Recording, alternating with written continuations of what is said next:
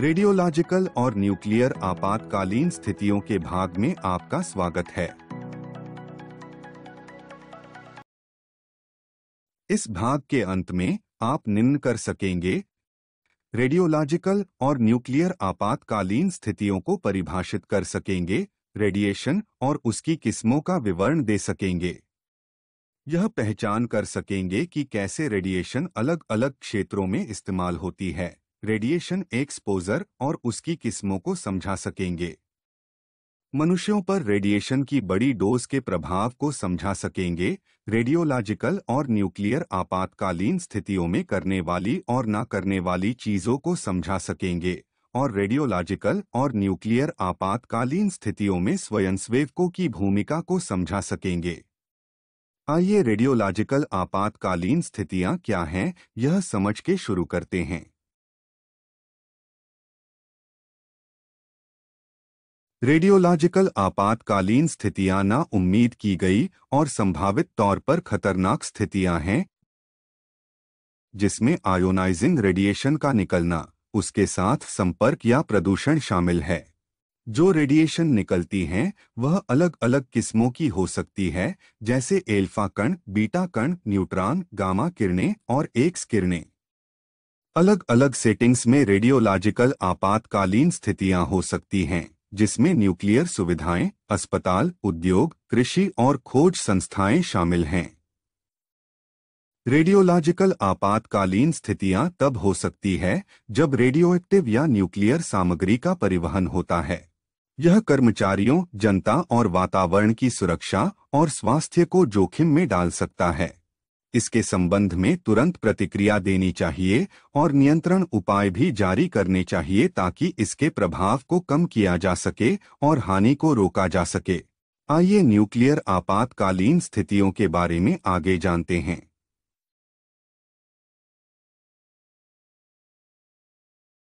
एक न्यूक्लियर आपातकालीन स्थिति तब होती है जब संभावित रूप से खतरनाक रेडियोएक्टिव सामग्रियां जानबूझकर रिलीज की जाती हैं या कोई दुर्घटना हो जाती है। रेडियो एक्टिव सामग्री की इन रेडिएशन के साथ संपर्क से स्वास्थ्य के संबंध में जोखिम हो सकते हैं। हिरोशिमा और नागासाकी पर उन खतरनाक न्यूक्लियर हथियारों के हमलों की यादें हम सभी के मन में ताज़ा हैं।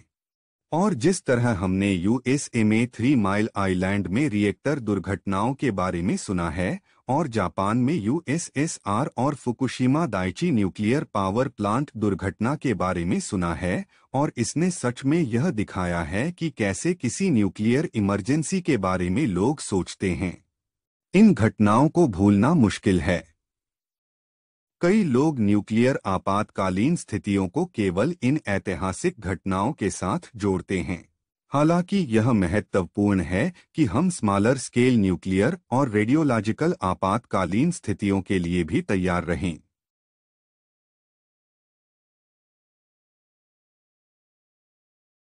रेडिएशन का मतलब है गति में ऊर्जा। रेडिएशन का सबसे आसान और प्रसिद्ध उदाहरण है रोशनी, जो कि या सूरज से मिलती है या आग लगी वस्तु से। हम सभी जानते हैं कि जब इस रोशनी की तीव्रता ज्यादा होती है, उदाहरण के लिए गर्मियों के मौसम में, तो यह हानि पहुंचा सकती है। जब यह निश्चित सीमा से कम होती है, तो यह आरामदायक और हानि रहित होती है। लेकिन सर्दियों के दौरान हम खुद को गर्म रखने के लिए आग का इस्तेमाल करते हैं, जो कि उसकी रेडिएशन से मिलती है, क्योंकि सूरज की रोशनी या रेडिएशन की तीव्रता कम हो जाती है। इसलिए रेडिएशन एक दवाई की तरह है, अगर उसे सही खुराक में लिया जाए तो उससे लाभ मिलता है, जबकि जरूरत से ज्यादा से मौत भी हो सकती है।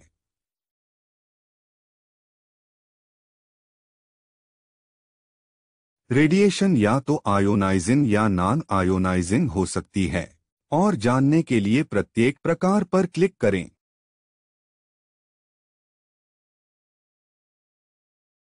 आयोनाइजिंग रेडिएशन वह रेडिएशन है जिसमें एटम से इलेक्ट्रॉन इजेक्ट करने की पर्याप्त ऊर्जा है, यानी एटम को आयोनाइज करने के लिए, जैसे कि एल्फा कण, बीटा कण, न्यूट्रॉन, गामा किरणें और एक्स किरणें।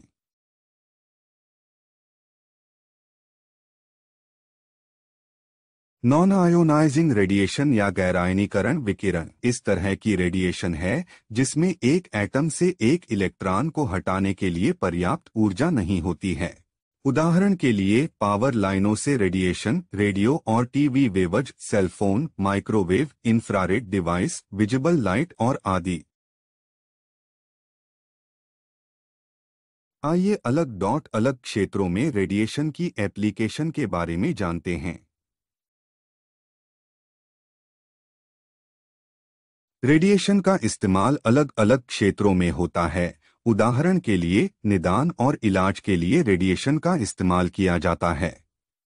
फूड प्रोसेसिंग, रेडियोग्राफी, गेज और माप के लिए औद्योगिक क्षेत्र में रेडिएशन का इस्तेमाल किया जाता है। खोज के क्षेत्र में इररेडिएटिंग नमूनों, कैलिब्रेशन स्रोतों और ट्रेसर खोजने के लिए रेडिएशन का इस्तेमाल किया जाता है। इसके साथ ही कृषि क्षेत्र में रेडिएशन का इस्तेमाल ट्रेसर अध्ययन के लिए किया जाता है। इसके बाद आइए रेडिएशन के साथ संपर्क के साधनों के बारे में जानते हैं।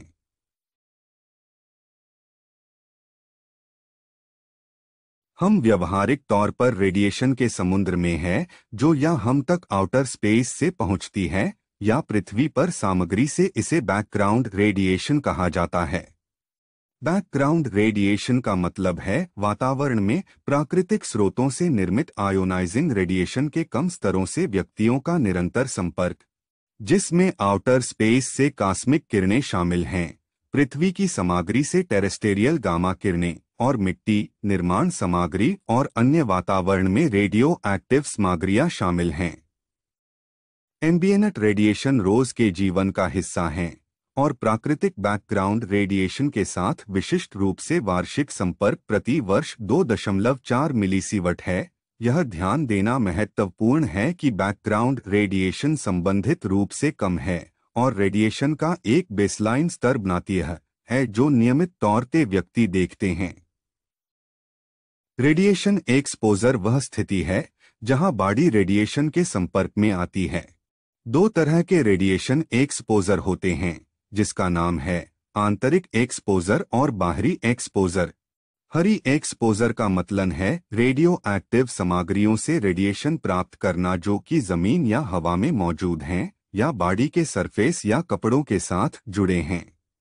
इसके उल्ट आंतरिक एक्सपोजर निम्न के कारण होता है: जब व्यक्ति खाना खाता है और भोजन या पेय पदार्थ में रेडियो एक्टिव सामग्री लेता है, जब व्यक्ति हवा में रेडियो एक्टिव सामग्रियों में सांस लेता है, जब त्वचा के माध्यम से रेडियो एक्टिव सामग्री अवशोषित होती हैं, जब एक जख्म द्वारा शरीर में रेडियो एक्टिव सामग्री प्रवेश करती है, जब रेडियो फार्मास्यूटिकल जिसमें रेडियो एक्टिव सामग्रियां मौजूद हैं वह मेडिकल इलाज के उद्देश्य के लिए दी जाती हैं।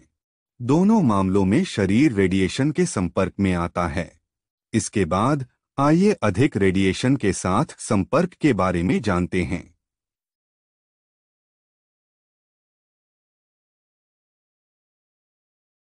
जब रेडिएशन के अधिक स्तरों के साथ डील करते हैं तो यह समझना जरूरी है कि उसके संभावित जोखिम क्या हैं। अधिक रेडिएशन के साथ संपर्क से दो विशिष्ट तरह के जैविक प्रभाव होते हैं, जो कि है सोमैटिक प्रभाव और जेनेटिक प्रभाव। सोमैटिक प्रभाव सीधे तौर पर संपर्क में व्यक्ति को प्रभावित करता है। जेनेटिक प्रभाव संपर्क में मौजूद व्यक्तियों की पीढ़ियों को प्रभावित करता है। आइए रेडिएशन के प्राकृतिक स्रोतों की प्रभावी डोज की वार्षिक औसत वैल्यू को देखते हैं। यह वैल्यू तत्वों से प्राप्त रेडिएशन एक्सपोजर की मात्रा को प्रस्तुत करती हैं, जैसे कॉस्मिक किरणें, टेरेस्टेरियल गामा किरणें, आंतरिक रेडिएशन और डीके उत्पादों के साथ रेडन। कुल इन प्राकृतिक स्रोतों से विशिष्ट वार्षिक प्रभावी डोज प्रति साल 2.4 मिलीसीवर्ट होता है। इसके बाद आइए आज के समय में रेडियोलॉजिकल और न्यूक्लियर घटनाओं के प्रभाव के बारे में सीखते हैं।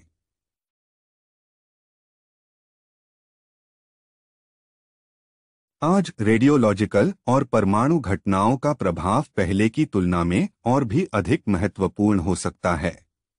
ऐसा इसलिए है क्योंकि हमारी जनसंख्या बढ़ गई है और आर्थिक प्रगति के कारण हमारे पास अधिक उन्नत शहरी बुनियादी ढांचा है। हालांकि बेहतर बुनियादी ढांचा वास्तव में इन आपात स्थितियों के दौरान हमारी मदद कर सकता है। यह संचार, परिवहन और चिकित्सा सहायता में सुधार करता है, जिससे हम बेहतर रूप से तैयार होते हैं। आगे आइए परमाणु और रेडियोलॉजिकल आपात स्थितियों के लिए तैयारियों के बारे में जानें।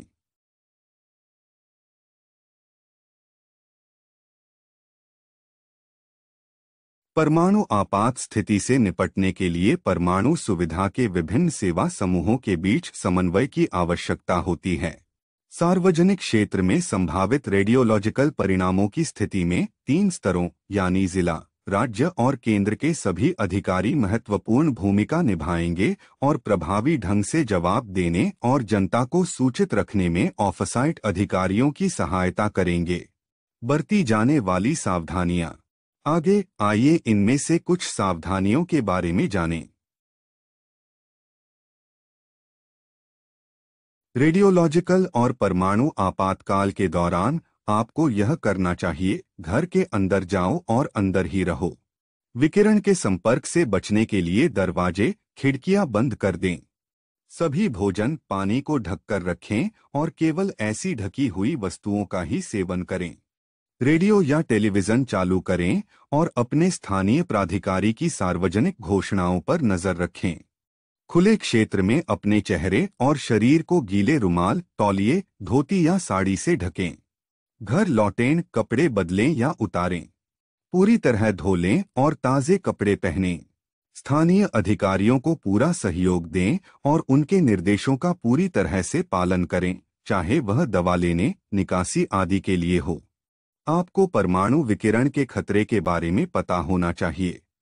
बच्चों और परिवार के सदस्यों के बीच विकिरण सुरक्षा के बारे में चर्चा करें ताकि उनके विकिरण के डर को कम किया जा सके। घबराएं नहीं। एक व्यक्ति से दूसरे व्यक्ति तक मौखिक रूप से प्रसारित अफवाहों पर विश्वास न करें। विकिरण के संपर्क से बचने के लिए न रहें या बाहर न जाएं। जहां तक संभव हो, खुले कुओं, तालाबों के पानी से बचें। उजागर फसलें और सब्जियां, बाहर से खाना, पानी या दूध। जिला या नागरिक सुरक्षा अधिकारियों के किसी भी निर्देश की अवज्ञा न करें जो आपके परिवार और आपकी संपत्ति की सुरक्षा सुनिश्चित करने की पूरी कोशिश करेंगे।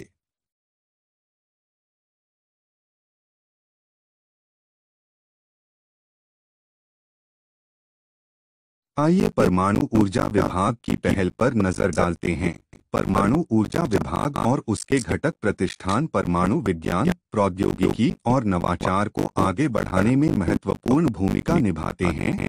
ये परमाणु विज्ञान और प्रौद्योगिकी से संबंधित गतिविधियों के पूरे स्पेक्ट्रम के लिए जिम्मेदार है, जिसमें बिजली उत्पादन, अनुसंधान, विकास, सुरक्षा उपाय, पर्यावरण संरक्षण, अंतर्राष्ट्रीय सहयोग और सामाजिक अनुप्रयोग शामिल हैं। दिए कृषि, स्वास्थ्य देखभाल और औद्योगिक अनुप्रयोगों जैसे विभिन्न मोर्चों पर समस्या समाधान के लिए एक उपकरण के रूप में विकिरण का उपयोग करने की दिशा में काम करता है। शांतिपूर्ण और लाभकारी उद्देश्यों के लिए परमाणु ऊर्जा और विकिरण के सुरक्षित उपयोग की सार्वजनिक धारणा को बेहतर बनाने के लिए जनता तक सही जानकारी पहुंचाना आवश्यक है।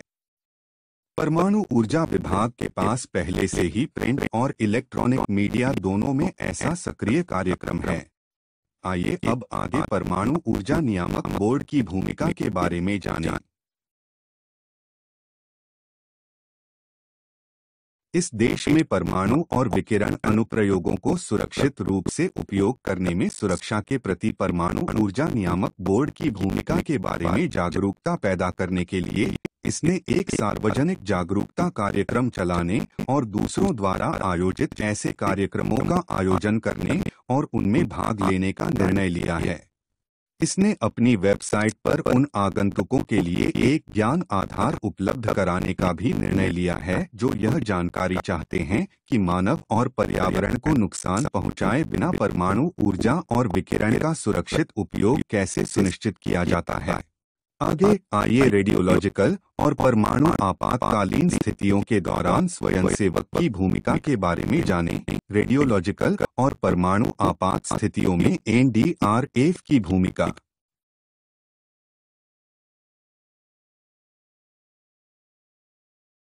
परमाणु रेडियोलॉजिकल आपात स्थितियों में एनडीआरएफ की भूमिका महत्वपूर्ण है, जो पहले उत्तरदाताओं के लिए गहन क्षमता निर्माण से शुरू होती है, उन्हें विशेष कौशल से लैस करती है। यह सामुदायिक जागरूकता को प्राथमिकता देता है। यह सुनिश्चित करता है कि नागरिकों को सूचित और तैयार किया जाए। संयुक्त मॉक अभ्यास आयोजित करने से अधिक प्रभावी प्रतिक्रिया के लिए हितधारकों के बीच समन्वय बढ़ता है। जब ऑफसाइट आपात स्थिति तत्काल कार्रवाई की मांग करती है, तो एनडीआरएफ सुरक्षा सुनिश्चित करते हुए जनता की व्यवस्थित निकासी में सहायता करता है। उनकी विशेषज्ञता घटना के बाद के उपायों, विकिरण को रोकने के लिए प्रभावित व्यक्तियों और क्षेत्रों के महत्वपूर्ण परिशोधन का संचालन करने तक फैली हुई है। अप्रत्याशित स्थितियों में डीएई और डीआरडीओ के विशेषज्ञों के सहयोग से त्वरित और व्यापक प्रतिक्रिया, संसाधनों और विशेषज्ञता को एकत्रित करना संभव हो पाता है।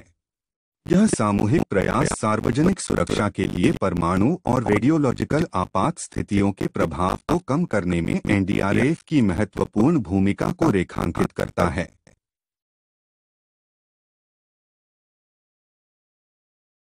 रेडियोलॉजिकल और परमाणु आपात स्थितियों के दौरान स्वयंसेवक कई तरह से मदद कर सकते हैं। स्वयंसेवक लोगों तक चेतावनी फैलाने में मदद कर सकते हैं। वे लोगों को सुरक्षित स्थानों पर पहुंचाने में मदद कर सकते हैं। स्वयंसेवक सही प्रक्रियाओं और पीड़ितों की सुरक्षा के लिए अधिकारियों के साथ सहयोग कर सकते हैं। स्वयंसेवकों को बहुत सतर्क रहने और किसी भी असामान्य और संदिग्ध चीज या गतिविधि पर ध्यान देने की आवश्यकता है।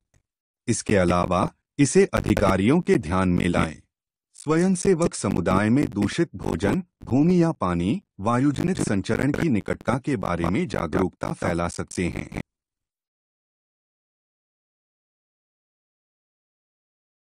इसके साथ हम मॉड्यूल के अंत पर आ गए हैं। आइए मॉड्यूल में चर्चा किए गए मुख्य बिंदुओं को याद करें। परमाणु सुविधाओं पर रेडियोलॉजिकल आपात स्थितियां, विकिरण स्रोतों के उपयोग के दौरान रेडियोधर्मी सामग्रियों से जुड़ी दुर्घटनाएं और विकिरण स्रोतों से जुड़ी द्वेषपूर्ण गतिविधियां हो सकती हैं। पृष्ठभूमि विकिरण का तात्पर्य पर्यावरण में प्राकृतिक स्रोतों से उत्पन्न होने वाले आयनकारी विकिरण के निम्न स्तर के व्यक्तियों के निरंतर संपर्क से है। विकिरण जोखिम उस स्थिति को संदर्भित करता है जहां शरीर विकिरण के संपर्क में आता है।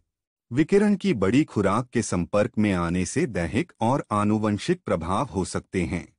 प्राकृतिक पृष्ठभूमि विकिरण का वार्षिक जोखिम प्रति वर्ष लगभग 2.4 मिलीसीवर्ट है। परमाणु और रेडियोलॉजिकल आपात स्थितियों के लिए तैयारी में जिला, राज्य और केंद्रीय स्तर पर विभिन्न सेवा समूहों और अधिकारियों के बीच समन्वय शामिल है। परिवारों और बच्चों के बीच भय को कम करने और तैयारियों में सुधार के लिए परमाणु विकिरण सुरक्षा पर शिक्षा को प्रोत्साहित किया जाता है।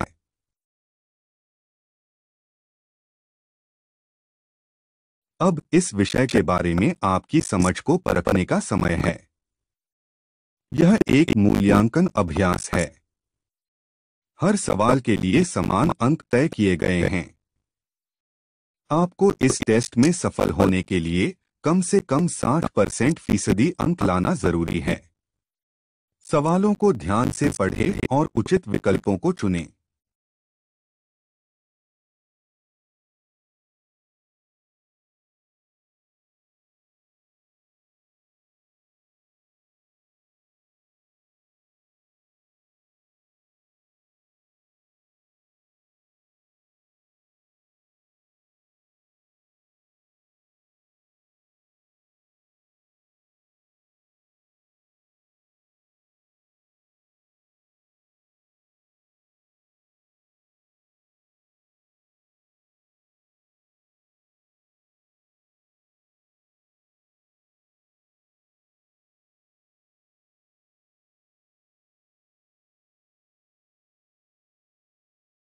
बधाई हो, आपने रेडियो विकिरण और नाभिकीय आपदाएं मानव आपात स्थितियों पर मॉड्यूल को सफलतापूर्वक पूरा कर लिया है। आप वापस जा सकते हैं और ऐसी किसी भी चीज की जांच कर सकते हैं जिसके बारे में आप अनिश्चित हैं।